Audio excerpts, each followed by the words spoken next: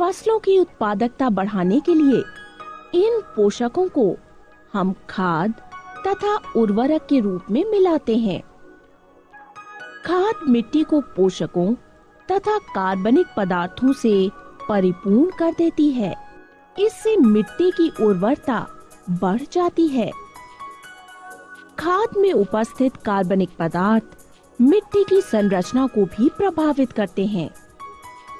ये रेतीली मिट्टी में पानी को रखने की क्षमता बढ़ाते हैं और चिकनी मिट्टी से पानी को निकालने में सहायता करते हैं। खाद यानी मैन्योर बनाने की प्रक्रिया में विभिन्न जैव पदार्थों का उपयोग किया जाता है और इसके आधार पर हम खाद को अलग अलग वर्गों में विभाजित कर सकते हैं। कंपोस्ट तथा वर्मी कंपोस्ट। इसके अंदर कृषि अपशिष्ट पदार्थ जैसे कि पशुधन का मलमूत्र यानी कि गोबर आदि, सब्जी के छिलके, कचरा, पशुधन द्वारा परित्यक्त चारा, घरेलू और सीवेज कचरा, फेंके हुए खरपतवार आदि जैव पदार्थों को एक गड्ढे में विगलित कर लिया जाता है तथा कंपोस्ट खाद तैयार हो जाता है। कंपोस्ट में कार्बनिक पदार्थ और पोषक बहुत अधिक मात्रा में होते हैं। यदि कंपोस्ट को केंचुओं द्वारा पौधों तथा जानवरों के शीघ्र निरस्तीकरण की प्रक्रिया द्वारा बनाया जाता है तो इसे वर्मी कंपोस्ट कहते हैं। हरी खाद बनाने के लिए ढेंचा, पटसन, मूंग, मसूर या मटर उगाते हैं। फिर वृद्धि करने के बाद उन फसलों को खेत में ही जोत दिया जाता है और पौधे हरी खाद में परिवर्तित हो जाते हैं। इससे मृदा नाइट्रोजन तथा फास्फोरस से विशेष रूप से परिपूर्ण हो जाती है। इससे मिट्टी में उपस्थित खनिज लवण मृदा की सतह पर ही आ जाते हैं और आगामी फसल उनका उपयोग कर लेती है। उर्वरक यानी फर्टिलाइजर व्यावसायिक रूप से तैयार पादप पोषक है। उर्वरक विशेष रूप से मृदा को नाइट्रोजन, फास्फोरस तथा पोटेशियम प्रदान करते हैं। अधिक उत्पादन के लिए हम उर्वरक का उपयोग करते हैं। उर्वरक का उपयोग बड़ी सावधानी से करना चाहिए। उर्वरक की उचित मात्रा, उर्वरक देने का उचित समय, उर्वरक देने से पहले और बाद की सावधानियां।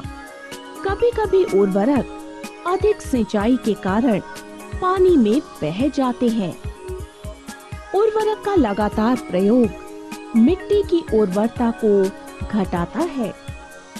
इनके उपयोग से कार्बनिक पदार्थों की पुनः पूर्ति नहीं हो सकती। उर्वरक से सूक्ष्म जीवों और भूमिगत जीवों की संख्या कम हो जाती है।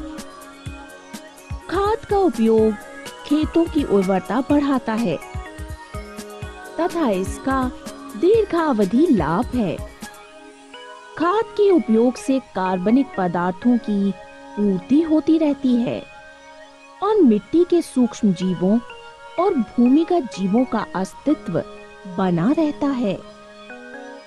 खाद का उपयोग मृदा से मिलने वाले सभी 13 आवश्यक तत्व पौधों को प्रचुर मात्रा में उपलब्ध कराता है। खेती करने की वो पद्धति जिसमें रासायनिक उर्वरक, पीड़कनाशी, शाकनाशी जैसे रसायनों का उपयोग नगण्य होता है। इस पद्धति में अधिकांश कार्बनिक खाद का ही उपयोग होता है। इसके अंतर्गत कृषि अपशिष्ट यानी एग्रीकल्चरल वेस्ट, पुआल आदि के साथ साथ नील हरित शैवाल यानी ब्लू ग्रीन एल्गी का संवर्धन यानी कल्चर करके जैविक उर्वरक यानी बायो फर्टिलाइजर बनाते हैं। खाद्य संग्रहण में जैव कीटनाशकों की तरह नीम की पत्तियां और हल्दी को विशेष रूप से उपयोग किया जाता है। कुशल फसलीकरण किया जाता है। कुशल फसलीकरण के लिए मिश्रित खेती, अंतर फसलीकरण तथा फसल चक्र का प्रभावी उपयोग आवश्यक है। इस प्रकार की कृषि से कीट, पीड़क तथा खरपतवार को नियंत्रित करते हैं और पोषक तत्व भी प्रदान करते हैं।